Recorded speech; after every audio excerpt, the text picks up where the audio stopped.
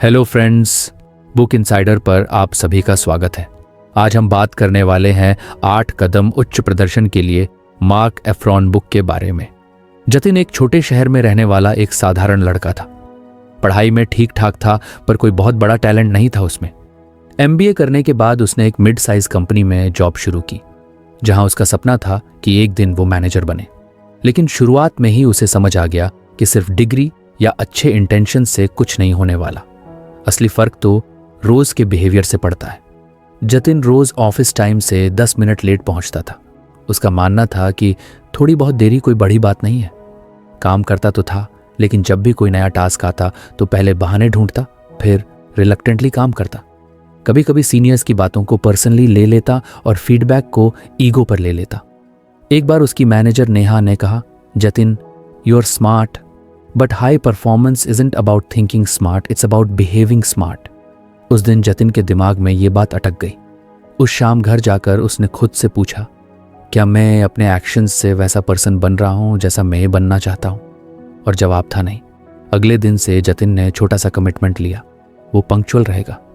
फिर उसने सोचा, चलो सिर्फ टाइम पर आना नहीं, बल्कि काम को भी टाइम बाउंड करके करना शुरू करता हूं। उसने अपने दिन की शुरुआत क्लियर प्रायोरिटीज से करनी शुरू की। अब जब भी कोई नया काम मिलता तो सबसे पहले उसे समझने की कोशिश करता, फिर बिना टाल मटोल उसे पूरा करता। धीरे धीरे जतिन ने खुद में नोटिसेबल चेंजेस देखे। अब वो सिर्फ बिजी नहीं, एक्चुअली प्रोडक्टिव रहने लगा था। जब भी कोई कॉलीग हेल्प मांगता तो जतिन टालने की बजाय जेन्युइनली मदद करता। पहले वो सोचता था ये मेरा काम नहीं है, अब वो सोचता ये अपॉर्चुनिटी है वैल्यू देने की। एक दिन नेहा ने उसे बुलाकर कहा, you've changed, Jatin. Now I can rely on you. You're not just working hard, you're behaving like a performer. उस दिन जतिन को समझ आया कि हाई परफॉर्मेंस सर्व गोल्स सेट करने या अच्छे इंटेंशंस रखने से नहीं आती, बल्कि रोज की छोटी छोटी चॉइसेस से आती है। उदाहरण के लिए, एक बार टीम में एक प्रेजेंटेशन तैयार करनी थी। बाकी सब ने कहा कि वीकेंड पर करेंगे, लेकिन जतिन ने फ्राइडे को ही अपना हिस्सा पूरा कर लिया और बाकी लोगों की भी मदद की। मंडे को जब टीम की प्रेजेंटेशन क्लाइंट के सामने हुई तो सबने तारीफ की। नेहा ने कहा, इस बार सब स्मूथ हुआ क्योंकि जतिन ने पहले ही अपना काम कर लिया था। जतिन ने सीखा कि परफॉर्मिंग बिहेवियर मतलब सिर्फ अपना काम करना नहीं, बल्कि प्रोएक्टिव रहना और दूसरों के लिए डिपेंडेबल बनना भी है। एक और घटना में जब जतिन को एक सीनियर ने प्रेजेंटेशन में पब्लिकली फीडबैक दिया तो पहले की तरह वो बुरा मानने की बजाय उसने नोट किया और उसी दिन सुधार शुरू कर दी। उसने अपने पुराने वर्जन को देखा, नोट्स बनाए और खुद से बोला, अगली बार मैं बेहतर होगा। यही माइंडसेट धीरे धीरे उसकी स्ट्रेंथ बन गई। अब ऑफिस में लोग उस पर भरोसा करने लगे थे। वो सिर्फ एक एम्प्लॉई नहीं, एक परफॉर्मर बन चुका था जो प्रॉब्लम में पैनिक नहीं करता, जो क्लैरिटी से सोचता है, जो फीडबैक लेता है और उसे इम्प्लीमेंट करता है। उसने ये भी सीखा कि कंसिस्टेंट रहना बोरिंग हो सकता है, लेकिन वही आपको एक्स्ट्राऑर्डिनरी बनाता है। धीरे धीरे जतिन की इमेज एक ऐसे इंसान की बन गई जिस पर टीम, क्लाइंट और मैनेजमेंट सब भरोसा करते थे। 1 साल बाद उसे एक न्यू प्रोजेक्ट की रिस्पॉन्सिबिलिटी मिली, जहां वो खुद एक छोटी टीम लीड कर रहा था। वहां भी उसने अपने नए बिहेवियर को कैरी किया, पंक्चुअलिटी, क्लैरिटी, वैल्यू फोकस और ओपननेस टू फीडबैक। उसकी टीम में एक लड़का था, अर्जुन, जो जतिन जैसा ही था जब उसने शुरुआत की थी। टाल मटोल करने वाला, फीडबैक से डरने वाला और सिर्फ टास्क करने पर भरोसा करने वाला। जतिन ने उसे एक दिन समझाया, देख अर्जुन, सिर्फ काम करना परफॉर्मेंस नहीं है। परफॉर्म करना मतलब हर रोज ऐसे बिहेव करना जिससे टीम को, क्लाइंट को और ऑर्गेनाइजेशन को फायदा हो। Be someone people can count on, not just someone who can complete a task. Arjun ने जब जतिन को ऑब्जर्व किया तो उसे समझ आया कि प्रोफेशनलिज्म का मतलब क्या होता है। जतिन बिना कंप्लेन किए काम करता, कभी भी शॉर्टकट नहीं लेता और जब भी कोई परेशानी आती तो ब्लेम गेम खेलने की बजाय सॉल्यूशन ढूंढता।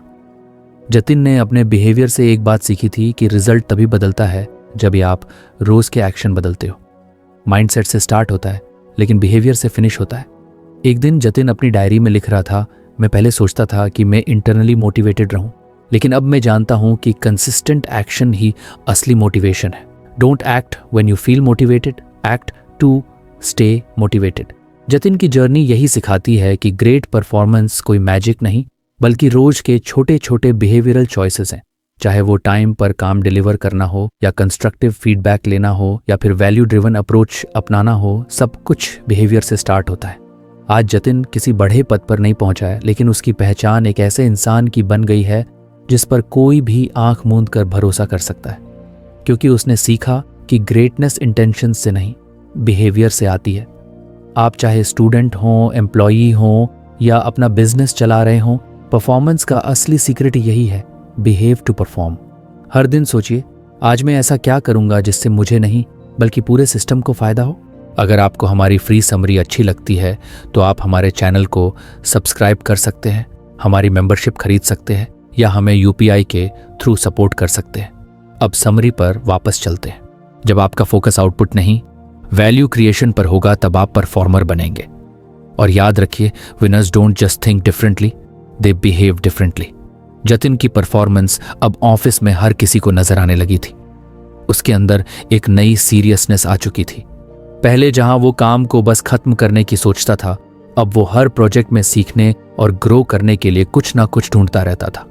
लेकिन एक दिन ऑफिस की एक मीटिंग में कुछ ऐसा हुआ जिसने जतिन को सोचने पर मजबूर कर दिया। उस दिन कंपनी के सीईओ आए हुए थे और उन्होंने कुछ टॉप परफॉर्मर्स को खास मेंशन किया। जतिन को लगा कि शायद उसका नाम भी लिया जाएगा, लेकिन ऐसा नहीं हुआ। उसके साथ ज्वाइन हुए कुछ लोग जिनकी परफॉर्मेंस उससे कम लगती थी, उन्हें प्रेस मिला। जतिन थोड़ा चुप हो गया। दिन भर काम करते हुए उसका दिमाग यही सोचता रहा, मैं रोज मेहनत करता हूं, मैं डिपेंडेबल भी हूं, तो फिर मुझे क्यों नहीं नोटिस किया गया। शाम को घर जाकर उसने एक पुरानी आदत अपनाई, अपनी डायरी में अपने इमोशंस लिखना। उसने लिखा, शायद सिर्फ अच्छे से काम करना ही काफ़ी नहीं है, शायद मुझे अब स्मार्ट तरीके से ग्रो करना पड़ेगा, ना कि सिर्फ समय के साथ एक्सपीरियंस लेते जाना है।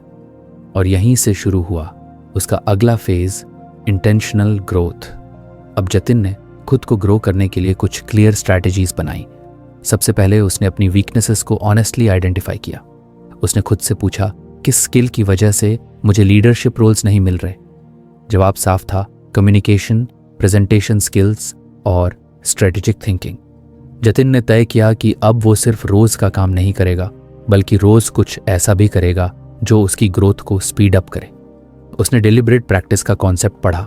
इसका मतलब था कि किसी भी स्किल को सिर्फ प्रैक्टिस नहीं, बल्कि टारगेट के साथ प्रैक्टिस करना। अब वो हर हफ्ते अपनी प्रेजेंटेशन स्किल्स पर काम करता, यूट्यूब से वीडियोस देखता, मिरर के सामने प्रैक्टिस करता और अपने छोटे छोटे मिस्टेक्स को फिक्स करता। उसने अपने एक सीनियर कॉलीग से फीडबैक मांगा। पहले तो थोड़ा हेजिटेशन था, लेकिन फिर खुद ही कहा, I want to improve faster, can you observe me during my next client call and give me honest feedback. शुरुआत में फीडबैक सुनना टफ था, क्योंकि उसमें उसकी कमियां गिनाई जाती थीं। लेकिन जतिन ने तय किया था, अब ईगो नहीं, केवल ग्रोथ। जतिन अब सिर्फ काम नहीं कर रहा था, वो खुद को इंटेंशनली ग्रो कर रहा था। उसने अपनी हर मीटिंग को एक प्रैक्टिस ग्राउंड बना दिया, हर प्रोजेक्ट को लर्निंग अपॉर्चुनिटी। वो अब अपने काम के बाद 30 मिनट सेल्फ रिव्यू करता। आज मैंने क्या अच्छा किया, कहाँ गलती हुई, कल क्या बेटर कर सकता हूँ। ये 3 सवाल उसका डेली हैबिट बन गए। एक दिन नेहा ने उसे एक नई रेस्पॉन्सिबिलिटी दी, एक जूनियर की मेंटोरिंग करनी थी। पहले जतिन ने सोचा, मैं खुद ही अभी सीख रहा हूं तो किसी और को क्या सिखाऊंगा। लेकिन फिर उसने सोचा, मेंटोरिंग किसी और को नहीं, खुद को ग्रो करने का भी तरीका है। अब वो अपने जूनियर अर्जुन को सिर्फ टास्क असाइन नहीं करता था, बल्कि उसे समझाता भी था कि ये काम क्यों इंपॉर्टेंट है, कैसे करना चाहिए और इम्प्रूवमेंट कैसे लाना है। जतिन को समझ में आने लगा कि जब आप दूसरों को सिखाते हैं तो आप खुद भी 2 गुना सीखते हो। एक बार कंपनी में एक इंटरनल कंपटीशन हुआ जिसमें हर टीम को एक नई स्ट्रैटेजी पर काम करना था और उसे 10 मिनट की पिच में प्रेजेंट करना था। जतिन ने अपनी टीम के लिए लीड लिया। उसने खुद प्रेजेंटेशन डिजाइन की, बार बार रिहर्स किया और अपने टीम मेंबर्स को प्रिपेयर किया। जब उसकी टीम ने पिच दी तो वो कॉन्फिडेंट और क्लियर थी। उस दिन पहली बार कंपनी के सीईओ ने सबके सामने जतिन की तारीफ की। Your growth is visible Jatin, you are not just performing, you are evolving. Jatin को समझ आ गया था कि ग्रोथ पैसिव चीज नहीं है। एक्सपीरियंस का मतलब सिर्फ टाइम बिताना नहीं होता, बल्कि उस टाइम में कितना इंटेंशनली इन्वेस्ट किया गया, ये मैटर करता है। अब उसने एक और नया तरीका अपनाया। वो हर महीने एक स्किल चुनता और उसे डिलिबरेटली प्रैक्टिस करता। एक महीने उसने एक्सेल में एडवांस फंक्शंस सीखे, दूसरे महीने उसने इंग्लिश वोकैबुलरी इंप्रूव की, तीसरे महीने उसने टाइम मैनेजमेंट टेक्निक्स ट्राई की। इस तरह वो हर महीने अपने अंदर एक नया अपग्रेड करता। जैसे कोई मोबाइल फ़ोन सॉफ्टवेयर अपडेट होता है, वैसे ही वो खुद को अपडेट कर रहा था। उसका फॉर्मूला अब सिंपल था, learn, apply, review, repeat. Jatin को धीरे धीरे यह भी एहसास हुआ कि अकेले सीखना ही काफ़ी नहीं, बल्कि लर्निंग कम्युनिटी का हिस्सा बनना ज़रूरी है। उसने लिंक्डइन पर कुछ प्रोफेशनल्स को फॉलो करना शुरू किया, वेबिनार्स अटेंड किए और लोकल मीटअप्स में जाने लगा। वहाँ उसे ऐसे लोग मिले जो ग्रोथ को सीरियसली लेते थे और उनके साथ कॉन्वर्सेशन से उसे नई आइडियाज़ और इंस्पिरेशन मिलने लगी। जतिन अब अपने कॉलीग्स के लिए एक एग्जाम्पल बन गया था। लोग पूछते, इतना टाइम कहाँ से लाते हो खुद पर काम करने के लिए? वो हंसकर जवाब देता, टाइम मिलता नहीं है, टाइम निकालना पड़ता है। एक बार अर्जुन ने पूछा, भाई आपने इतना कैसे सीख लिया इतना जल्दी? जतिन ने कहा, ग्रो करने के 2 तरीके होते हैं। एक, एक्सपीरियंस का इंतजार करो और धीरे धीरे सीखो। दूसरा, खुद को इंटेंशनली चैलेंज करो और फास्ट ग्रो करो। मैं दूसरे रास्ते पर चल पड़ा हूं। अर्जुन थोड़ा सोच में पड़ गया। जतिन ने उसे एक चाय पर बुलाया और बोला, देख अर्जुन, मान ले तू एक ही टाइप का काम सालों से कर रहा है, हर दिन वही रूटीन, वही मिस्टेक्स, वही कंफर्ट जोन। क्या तू सच में ग्रो कर रहा है? नहीं। ग्रो करना है तो चैलेंज लेना होगा, खुद को अनकंफर्टेबल जोन में डालना होगा और फीडबैक को अपनाना होगा, ना कि उससे डरना। उस दिन के बाद अर्जुन ने भी जतिन के साथ खुद पर काम करना शुरू किया। अब दोनों साथ में खुद को ग्रो करने की जर्नी पर थे, एक दूसरे को फीडबैक देते, प्रैक्टिस करते और प्रोग्रेस सेलिब्रेट करते। जतिन ने सीखा कि लर्निंग का कोई फिक्स्ड फॉर्मेट नहीं होता, कभी किताब से, कभी मेंटर से, कभी अपनी गलतियों से और कभी दूसरों की सक्सेस से। लेकिन जो सबसे ज़रूरी होता है वो है इंटेंशन टू ग्रो। जतिन अब न सिर्फ परफॉर्म कर रहा था, वो खुद को इवॉल्व कर रहा था और यही एवोल्यूशन उसे बाकी लोगों से अलग बना रहा था। अब उसके पास सिर्फ एक्सपीरियंस नहीं था, बल्कि शार्प स्किल्स, कॉन्फिडेंट कम्युनिकेशन और एक ग्रोथ माइंडसेट भी था। उसने अपनी डायरी में एक दिन लिखा, एवरेज लोग टाइम का इंतज़ार करते हैं, हाई परफॉर्मर्स टाइम का यूज़ करते हैं। फास्ट ग्रोथ सिर्फ उन लोगों के लिए पॉसिबल है जो डेली खुद से कहें, आज मैं थोड़ा और बेटर बनूंगा। और यही जतिन की सबसे बड़ी जीत थी। वो खुद से रेस लगा रहा था और हर दिन थोड़ा आगे निकल रहा था। जतिन अब एक ऐसा इंसान बन चुका था जो हर दिन खुद को बेहतर बनाने की कोशिश करता था। वो अपने काम में ना सिर्फ परफॉर्म कर रहा था, बल्कि ग्रो भी कर रहा था। लेकिन एक चीज थी जो अभी भी वो थोड़ी हेजिटेशन से करता था, फीडबैक लेना। जब भी कोई उसके काम में गलती बताता तो वो चुप रह जाता, मुस्कुरा देता, लेकिन अंदर से थोड़ा हर्ट हो जाता। शायद इसलिए क्योंकि कहीं ना कहीं वो अभी भी खुद को प्रूव करने की कोशिश में था। एक दिन एक क्लाइंट कॉल के बाद नेहा ने कैजुअली कहा, Jatin, great effort, but you could have paused a little more to let the client speak. Jatin ने मुस्कुराते हुए थैंक यू कहा, लेकिन पूरे दिन वो यही सोचता रहा, क्या मैंने पूरी बात खराब कर दी? उसने घर आकर फिर अपनी डायरी खोली और खुद से लिखा, मुझे फीडबैक से डर क्यों लगता है, जबकि यही तो ग्रोथ का रास्ता है। उसने डिसाइड किया कि अब वो फीडबैक लेने में एक्टिव होगा, ना कि पैसिव। अब वो वेट नहीं करेगा कि कोई रिव्यू में उसके काम की तारीफ या कमी बताए, बल्कि खुद जाकर पूछेगा, हाउ डिड आई डू? और यही जतिन की एक नई जर्नी का स्टार्ट था, फीडबैक लूप्स बनाना। अगले दिन उसने सबसे पहले अर्जुन को बुलाया और कहा, कल की कॉल में मैंने जो अप्रोच लिया था, तुझे कैसा लगा? अर्जुन थोड़ा सरप्राइज हुआ, बोला, भाई तू मुझसे पूछ रहा है? जतिन हंसते हुए बोला, हाँ, ऑनेस्ट बोल, तुझे जो भी लगा। अर्जुन ने थोड़ी देर रुककर कहा, भाई तू कॉन्फिडेंट था, लेकिन बीच बीच में क्लाइंट की बात काट दी थी। थोड़ी पेशेंस रखता तो और अच्छा इम्पैक्ट होता। जतिन ने तुरंत नोट्स बना ली। थैंक्स भाई, अगली बार ध्यान रखूंगा। अब जतिन ने ये प्रैक्टिस रूटीन बना ली। हर इंपॉर्टेंट मीटिंग या प्रोजेक्ट के बाद वो 2 लोगों से फीडबैक जरूर लेता, और ये सिर्फ सरफेस लेवल फीडबैक नहीं होता। वो पूछता, स्पेसिफिक बताओ कि क्या अच्छा था, क्या इंप्रूव कर सकता हूं। इस तरह से उसे वो बातें पता चलने लगीं जो शायद उसे खुद कभी दिखाई नहीं देती। एक दिन उसने अपनी पूरी टीम से एक छोटा सर्वे सर्कुलेट किया जिसमें 3 सवाल थे। 1, जतिन के साथ काम करने में क्या अच्छा लगता है, दूसरे किस एरिया में वो बेटर हो सकता है, तीसरी कोई एक सजेशन जो उसकी इफेक्टिवनेस बढ़ा सके। जब रिस्पॉन्सेज आए तो उसे समझ आया कि बहुत सी छोटी छोटी चीज़ें अननोटिस्ड रह जाती हैं, जैसे वो कभी कभी जल्दी बोलता है या कभी कभी दूसरों की बात इंटरप्ट करता है। पहले अगर किसी ने ये बातें कही होती तो शायद वो बुरा मान जाता, लेकिन अब उसने सीखा था कि फीडबैक इंसल्ट नहीं, इनसाइट होता है। जतिन ने एक फीडबैक नोटबुक बनाई जिसमें वो हर हफ्ते मिला फीडबैक नोट करता, उसके अगेंस्ट एक्शन प्लान बनाता और हफ्ते के अंत में रिव्यू करता, क्या मैं इस पर काम कर पाया। इससे उसका इंप्रूवमेंट बहुत स्ट्रक्चर्ड और विजिबल हो गया। धीरे धीरे वो खुद दूसरों को भी फीडबैक देने लगा, पर एक रिस्पेक्टफुल और कंस्ट्रक्टिव वे में। जब अर्जुन ने एक बार क्लाइंट मेल को थोड़े इनफॉर्मल तरीके से लिखा तो जतिन ने उसे साइड में बुलाकर काल्मली समझाया, भाई मेल में टोन थोड़ा और प्रोफेशनल हो तो बेटर लगेगा, बाकी पॉइंट्स अच्छे थे। अर्जुन ने ना सिर्फ बात को पॉजिटिव लिया बल्कि बोला, अब मैं भी तुझसे रेगुलर फीडबैक लूंगा। जतिन ने इस दौरान एक और चीज़ रियलाइज़ की, फीडबैक लेना एक सॉफ्ट स्किल नहीं बल्कि एक हाई परफॉर्मेंस हैबिट है। हार्वर्ड के एक आर्टिकल में उसने पढ़ा था, फीडबैक प्रदर्शन को सुधारता है ट्रेनिंग या अनुभव की तुलना में जब नियमित रूप से लिया जाता है। ये बात उसके दिल को छू गई। उसने अपने कंप्यूटर के डेस्कटॉप पर ये लाइन वॉलपेपर की तरह लगा ली ताकि हर दिन उसे याद रहे कि ग्रेटनेस फीडबैक से ही आती है। एक दिन ऑफिस में लीडरशिप ट्रेनिंग सेशन हुआ। फैसिलिटेटर ने कहा, इफेक्टिव लीडर्स फीडबैक के लिए वेट नहीं करते, वो उसे इनवाइट करते हैं। उसी वक्त जतिन ने सोचा, मैं अब हर 2 हफ्ते में अपने मेंटोर से डेडिकेटेड फीडबैक सेशन रखूंगा। उसने नेहा से रिक्वेस्ट की, can we have a 15-minute feedback talk every alternate Friday. Neha खुश होकर मान गई।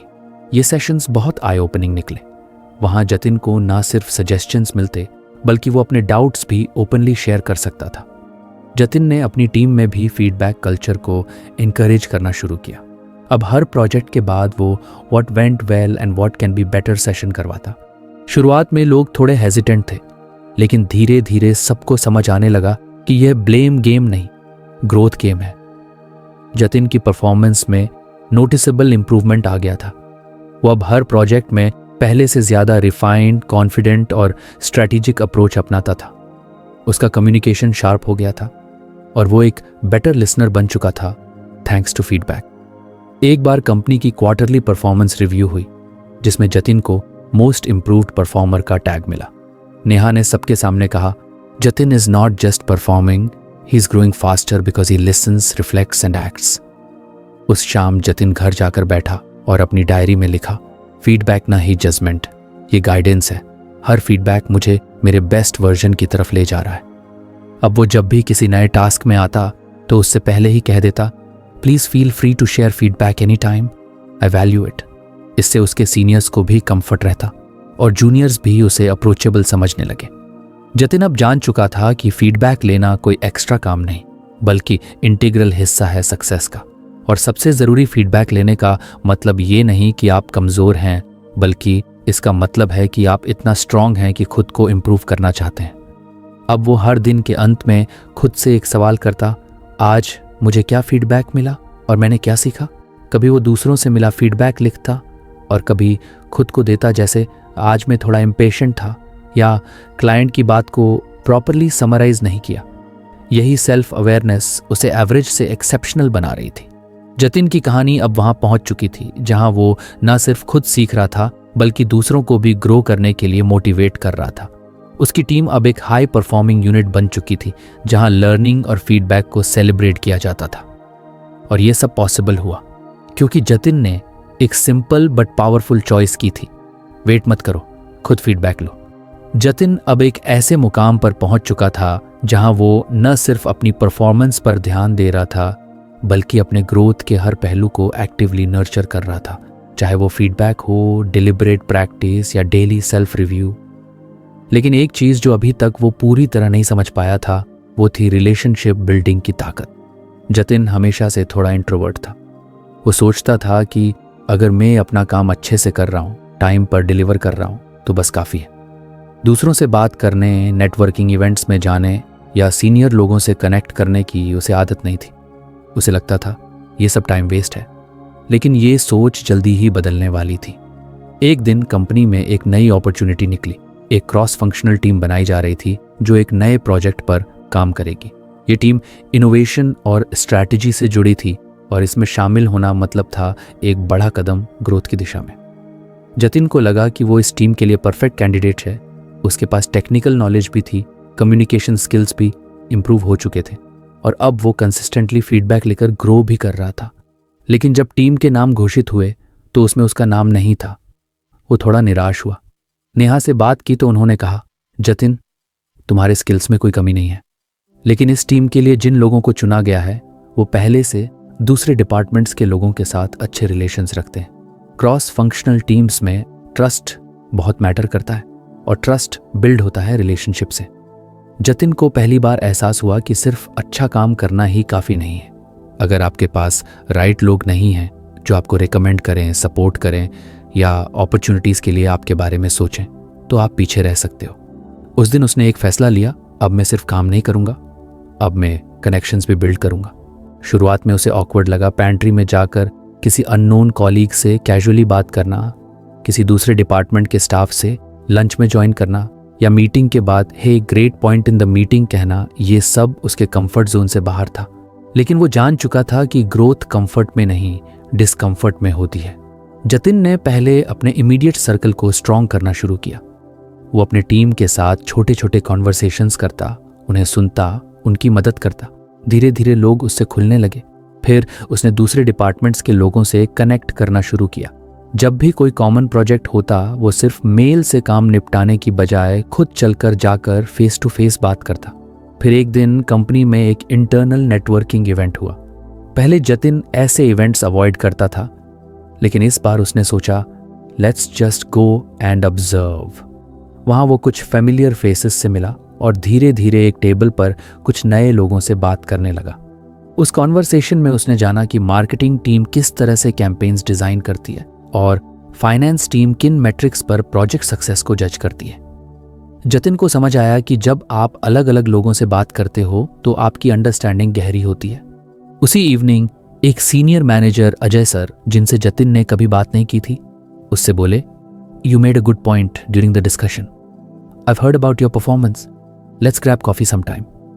जतिन को एहसास हुआ कि स्ट्रेटेजिक रिलेशनशिप बिल्ड करना सिर्फ नाम कमाने के लिए नहीं, बल्कि सीखने और एक्सपोजर के लिए भी जरूरी है।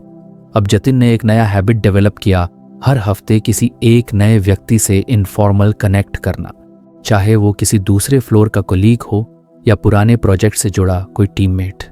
वो उन्हें कॉफी पर इनवाइट करता, कैजुअली बात करता और जेन्युइनली इंटरेस्ट दिखाता। आपका रोल कैसा है? आपने XYZ चैलेंज कैसे हैंडल किया था? आपकी जर्नी क्या रही इस कंपनी में? इससे उसे दो फायदे हुए। एक, उसकी विजिबिलिटी ऑर्गेनाइजेशन में बढ़ने लगी और दूसरा, उसे डाइवर्स पर्सपेक्टिव्स मिलने लगे। पहले जहां वो डिसीजन सिर्फ अपने लिमिटेड एक्सपीरियंस से लेता था, अब उसे दूसरों के अनुभव से भी समझ आने लगा कि कौन से काम कैसे हैंडल करने चाहिए। एक बार उसने एक डिफिकल्ट क्लाइंट प्रोजेक्ट में काफ़ी स्ट्रगल किया। उसे समझ नहीं आ रहा था कि क्लाइंट की एक्सपेक्टेशंस कैसे मीट करें। उसने अपनी रिलेशनशिप का फ़ायदा उठाते हुए पुराने एक्सपीरियंस्ड क्लाइंट मैनेजर को कॉल किया। Can you give me 10 minutes? I need your advice. उस सीनियर ने न सिर्फ उसकी बात सुनी, बल्कि उसे एक रेडीमेड फ्रेमवर्क भी दिया जो पहले प्रोजेक्ट्स में इफेक्टिव साबित हुआ था। जतिन ने उसे अप्लाई किया और रिजल्ट शानदार रहा। वो जान चुका था connections are not shortcuts, they are accelerators. एक दिन ऑफिस में एक्सटर्नल कंसल्टेंट्स आए थे और उन्होंने कुछ सेलेक्ट एम्प्लॉयज को इनवाइट किया एक क्लोज सेशन में, जहां लीडरशिप, इनोवेशन और बिजनेस थिंकिंग पर बात होनी थी। जतिन को भी बुलाया गया था सिर्फ इसलिए क्योंकि उसने HR के साथ अच्छा रिलेशन मेंटेन किया था और उसने एक बार कैजुअली मेंशन किया था कि वो स्ट्रैटेजिक थिंकिंग में इंटरेस्ट रखता है। अगर वो बात ना करता तो शायद कोई उसे याद ही नहीं करता। जतिन ने अब नेटवर्किंग को अपना स्ट्रेंथ बना लिया था। वो कॉन्फ्रेंसेस अटेंड करने लगा, लिंक्डइन पर मीनिंगफुल कॉन्वर्सेशंस करने लगा और अपनी लर्निंग्स शेयर करने लगा। उसके प्रोफाइल पर लोग रिएक्ट करने लगे, मैसेजेस आने लगे, hey Jatin, that post was insightful. अब वो सिर्फ अपनी ऑर्गेनाइजेशन में नहीं, बाहर भी विजिबल हो रहा था। एक दिन अर्जुन ने उससे पूछा, भाई तुझ में एकदम अलग कॉन्फिडेंस आ गया है, क्या मैजिक किया? जतिन मुस्कुराया, मैजिक कुछ नहीं भाई, बस मैंने कनेक्ट करना सीख लिया। काम तो मैं पहले भी करता था, लेकिन अब लोग मुझे जानते हैं, सुनते हैं और सपोर्ट करते हैं। उसने अर्जुन को भी सिखाया, लुक, दुनिया में बहुत कुछ अकेले पॉसिबल नहीं होता। चाहे नॉलेज हो, सपोर्ट हो या अपॉर्चुनिटी में बहुत कुछ कनेक्शन से आता है, लेकिन सही कनेक्शंस जो मीनिंगफुल हों, नॉट जस्ट सोशल। अब जब कोई नया ज्वाइनर आता, जतिन खुद पहल करता, hey I am Jatin, let me know if you need anything.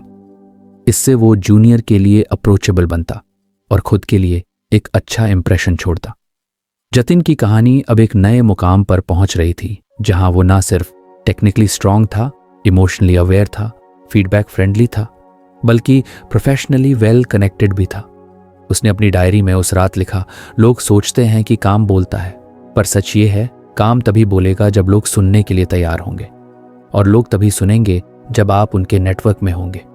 Jatin अब जान चुका था कि रिलेशनशिप्स कोई फॉर्मल एक्टिविटी नहीं है, ये धीरे धीरे ईमानदारी और म्यूचुअल रेस्पेक्ट से बनती है। वो हर इंटरैक्शन को एक अपॉर्चुनिटी मानता था, कनेक्शन बनाने की, सीखने की और आगे बढ़ने की। और यही उसका नेक्स्ट हाई परफॉर्मेंस मंत्रा था, स्ट्रेटेजिक नेटवर्क बनाओ, सिर्फ सोशल सर्कल नहीं। और फिर देखो, अपॉर्चुनिटीज खुद दरवाजा खटखटाएंगी। जतिन की जिंदगी अब एक बिल्कुल अलग मोड़ पर आ चुकी थी। वो इंसान नहीं रहा जो किसी को देखकर डर जाए या खुद के बारे में अनश्योर फील करे। अब उसमें वो कॉन्फिडेंस था जो कंसिस्टेंट ग्रोथ से आता है, वो समझ थी जो फीडबैक से आती है, और वो रीच थी जो स्ट्रॉन्ग रिलेशनशिप से बिल्ड होती है।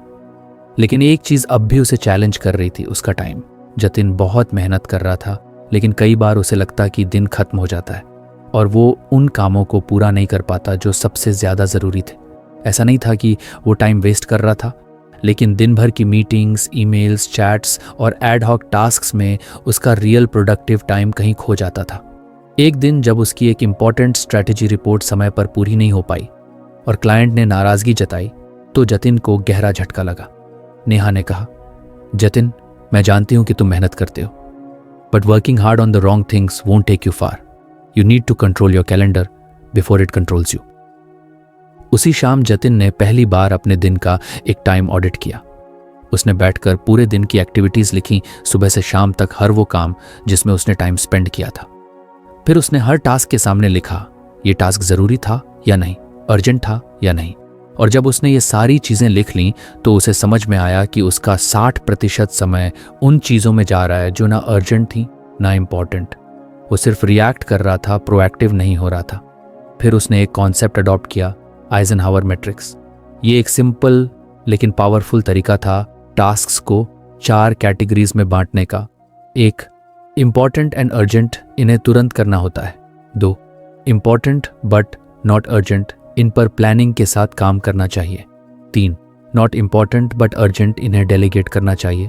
4, not important and not urgent, इन्हें इग्नोर करना चाहिए। अर्जेंट, इन्हें एलिमिनेट कर देना चाहिए। जतिन ने अगले दिन से ही अपनी टू डू लिस्ट इसी मैट्रिक्स के हिसाब से बनानी शुरू कर दी। वो सुबह सबसे पहले 10 मिनट लेता और अपनी प्रायोरिटीज सेट करता। अब वो हर काम से पहले पूछता, is this important, is this urgent और इज इट जस्ट नॉइस। धीरे धीरे उसका फोकस शार्प होता गया। अब वो पहले उन कामों पर टाइम देता जो उसकी एक्चुअल परफॉर्मेंस और ग्रोथ से जुड़े होते, जैसे स्ट्रैटेजी बनाना, क्लाइंट के साथ लॉन्ग टर्म वैल्यू डिस्कशन करना और अपने जूनियर्स को कोच करना। छोटे मोटे काम जैसे कि ईमेल फॉर्मेटिंग, रिपोर्ट एडिटिंग, वो इधर डेलीगेट कर देता या बैचिंग टेक्निक से एक बार में निपटा देता। जतिन ने डिस्ट्रैक्शंस को मैनेज करना भी सीख लिया। उसने अपने फ़ोन पर सोशल मीडिया नोटिफिकेशंस ऑफ कर दी, ईमेल चेकिंग का एक फिक्स्ड टाइम सेट किया और सबसे बड़ी बात, हर येस कहने से पहले पॉज लेना शुरू कर दिया। अब अगर कोई उसे कहता, भाई थोड़ी देर ये रिपोर्ट रिव्यू कर दे, तो वो पोलाइटली बोलता, श्योर, लेकिन मैं इसे आज 5 बजे देख सकता हूं। इससे ना सिर्फ उसकी फोकस बनी रही, बल्कि दूसरों को भी उसकी प्रायोरिटीज का रिस्पेक्ट करना आ गया। जतिन ने अपने कैलेंडर को कॉलर कोडेड बना लिया था। Red blocks for deep work, green for meetings, yellow for admin tasks और ब्लू फॉर लर्निंग टाइम। उसे साफ दिखता था कि उसका दिन किस काम में जा रहा है। उसने अपनी टीम को भी ये टेक्निक सिखाई, जिससे सबका आउटपुट इंप्रूव हो गया। एक बार की बात है, एक बड़े क्लाइंट के साथ नेगोशिएशन मीटिंग थी। जतिन ने उसके लिए 3 घंटे का डीप फोकस स्लॉट रखा। ना कोई कॉल, ना कोई डिस्ट्रैक्शन, उसने सिर्फ उस डील की डिटेल्स, कॉम्पिटिटर एनालिसिस और क्लाइंट की बिजनेस नीड्स पर काम किया। जब मीटिंग हुई तो क्लाइंट ने कहा, जतिन, मैं आपकी स्पष्टता से प्रभावित हूं। उस डील की क्लोजिंग ने जतिन के नाम को सीनियर मैनेजमेंट में और ऊंचा कर दिया। जतिन ने एक और कॉन्सेप्ट अडॉप्ट किया, टाइम ब्लॉकिंग। उसने मंडे मॉर्निंग्स सिर्फ प्लानिंग और स्ट्रैटेजी के लिए रिजर्व कर दी, वेंसडे आफ्टरनून्स सिर्फ लर्निंग और अपस्किलिंग के लिए, और फ्राइडे इवनिंग्स फीडबैक रिव्यू के लिए। इससे ना सिर्फ उसके वीक की क्लैरिटी बढ़ी, बल्कि उसका ब्रेन भी हर ब्लॉक को लेकर प्रिपेयर्ड रहने लगा। अब उसकी डायरी में डेली चेकलिस्ट होती थी, 3 हाई वैल्यू टास्क्स जिन्हें आज हर हाल में कंप्लीट करना है। चाहे कितनी भी अर्जेंट चीजें आ जाएं, वो पहले उन्हीं 3 कामों को निपटाता। जतिन को समझ आ गया था, हर काम जरूरी नहीं होता, लेकिन हर दिन में कुछ काम ऐसे होते हैं जो आपके फ्यूचर को शेप करते हैं। एक बार अर्जुन ने पूछा, भाई तुझे इतना टाइम कैसे मिल जाता है लर्निंग, कोचिंग और स्ट्रैटेजी के लिए? मैं तो बस मीटिंग्स में फंसा रहता हूं। जतिन ने मुस्कुराकर कहा, टाइम नहीं मिलता, टाइम बनाना पड़ता है। बिजी होना इजी है, पर इफेक्टिव होना चॉइस है। जतिन ने एक मेटाफोर सोचा, टाइम एक सूटकेस की तरह होता है। अगर आप पहले छोटे छोटे सामान भरते रहो तो मेन चीजें नहीं पास ये नहीं आ पाती, लेकिन अगर आप पहले बड़े आइटम्स, बिग रॉक्स डालो, फिर गैप्स में छोटे आइटम्स, पेबल्स, और फिर सैंड, टाइनी टास्क्स डालो, तो सब फिट हो जाता है। उसने अपने कैलेंडर को भी इसी लॉजिक से अरेंज करना शुरू किया। अब जतिन अपनी टीम से भी वीकली टाइम रिव्यू करवाता। पिछले हफ्ते आपने क्या क्या हाई इम्पैक्ट टास्क्स पूरे किए, किस चीज में सबसे ज्यादा समय वेस्ट हुआ। ये सेल्फ रिफ्लेक्शन ने सबके टाइम यूटिलाइजेशन में बड़ा फर्क डाला। जतिन ने एक दिन अपने मेंटोर से कहा, मैंने पहले सोचा था सक्सेस सिर्फ नॉलेज या रिलेशनशिप से आती है, लेकिन अब समझा हूं right knowledge plus right people plus right time use equals real growth. उसकी प्रोडक्टिविटी इतनी बढ़ चुकी थी कि लोग उससे टिप्स मांगने लगे। उसने अपनी लर्निंग्स को एक शॉर्ट डॉक्यूमेंट में लिखा, टाइम मास्टरी टूल किट, और अपनी पूरी टीम में शेयर कर दिया। उसमें उसने लिखा, daily 3 high value tasks identify करो, आइजनहावर मैट्रिक्स से प्रायोरिटाइज करो, टाइम ब्लॉकिंग अपनाओ और कैलेंडर को खुद कंट्रोल करो। हर दिन एक टाइम ऑडिट जरूर करो। नो कहना सीखो ताकि सही काम के लिए यस कह सको।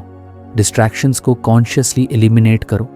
अब जतिन एक ऐसा प्रोफेशनल बन चुका था जो न सिर्फ स्मार्ट वर्क करता था बल्कि स्ट्रैटेजिक वे में ग्रो करता था। वो जान चुका था कि टाइम सबसे बड़ा इक्वलाइजर है, सबके पास 24 घंटे हैं। फर्क बस इस बात का है कि कोई उसे बर्न करता है और कोई उसे बिल्ड करता है। उसने उस रात डायरी में अपने आखिरी वर्ड्स लिखे, मैंने खुद को बिल्ड किया है, फीडबैक से सीखा, लोगों से जुड़ा और टाइम को अपना एलाई बनाया। यही हाई परफॉर्मेंस की असली जर्नी है। अब जतिन की कहानी पूरी हो चुकी थी, लेकिन उसके इम्पैक्ट की कहानी शुरू हुई थी। एक ऐसा इंसान जो हर दिन वैल्यू क्रिएट करता था, नापता नहीं सिर्फ आवर्स बल्कि इम्पैक्ट। और यही उसकी लेगेसी बनने वाली थी, एक स्मार्ट, फोकस्ड और हाई परफॉर्मिंग प्रोफेशनल जिसने अपने डिसीजन से, हैबिट से और माइंडसेट से खुद को बदल डाला। टाइम को मैनेज करना आर्ट नहीं, रिस्पॉन्सिबिलिटी है। जतिन ने वो रिस्पॉन्सिबिलिटी पूरी की और जीत उसकी हुई। तो फ्रेंड्स, ये थी हमारी आज की बुक समरी।